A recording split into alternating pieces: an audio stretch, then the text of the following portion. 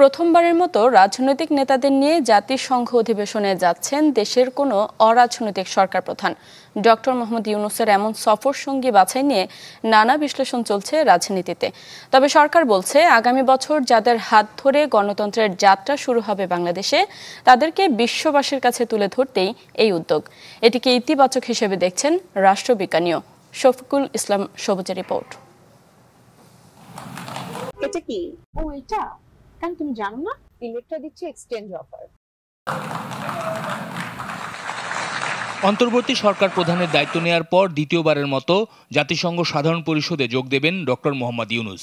বৈশ্বিক নেতাদের এই সম্মেলনে এবছর প্রধান উপদেষ্টার সাথে থাকছেন বিএনপি মহাসচিব মির্জা ফখরুল ইসলাম আলমগীর, তারেক রহমানের উপদেষ্টা হুমায়ুন কবির, জামায়াতের নায়েবে আমির ডাক্তার সৈয়দ আব্দুল্লাহ মোহাম্মদ তাহের ও এনসিপি সদস্য সচিব আক্তার হোসেন। তার সূচনা বক্তব্য দেওয়ার জন্য সরকার ঘোষিত নির্বাচনের সময়ক্ষণ যখন ঘনিয়ে আসছে, জুলাই সনদ আর পিআর নিয়ে যখন রাজপথে কয়েকটি রাজনৈতিক দল, এমন বাস্তবতায় রাজনৈতিক দলের শীর্ষ নেতাদের একসাথে নিউ ইয়র্কে নেয়ার উদ্দেশ্য কি? তাদেরকে সামনে আনা, তাদেরকেই সামনে নিয়ে আসা। প্রধান উপদেষ্টার প্রেস সচিব বললেন, বিশ্ববাসীর সামনে আগামীর বাংলাদেশের রাজনৈতিক ব্যক্তিত্বদের উপস্থাপন করতেই সফরসঙ্গী করা হয়েছে তাদের।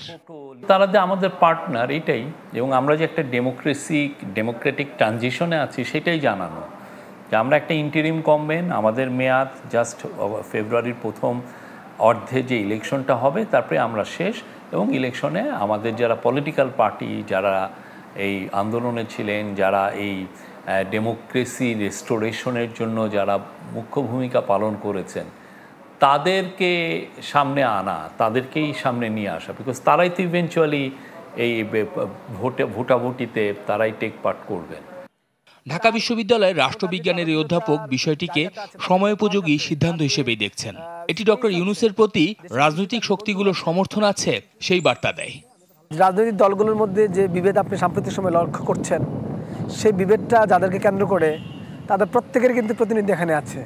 দ্যাট মিনস প্রফেসর ইউনূসের ক্ষেত্রে বা প্রফেসর ইউনূসের ডাকে ওনারা কিন্তু কেউই আলাদা না বা কেউ নো বলতে পারছেন না। এইরকমভাবে যাওয়াটাও যেমন গুরুত্বপূর্ণ জাতীয়ভাবে, ইন্টারন্যাশনালিও উনি যে আসলে নিঃসঙ্গ না, একা না, তার সাথে যে বাংলাদেশের সব রাজনৈতিক দল আছে, 5 আগস্ট পরবর্তী রাজনৈতিক দলগুলো, এটা কিন্তু স্পষ্ট।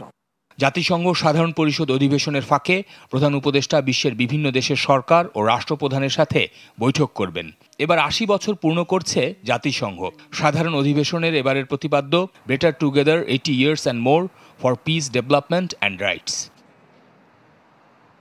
শফিকুল ইসলাম সবুজ, চ্যানেল 24, ঢাকা।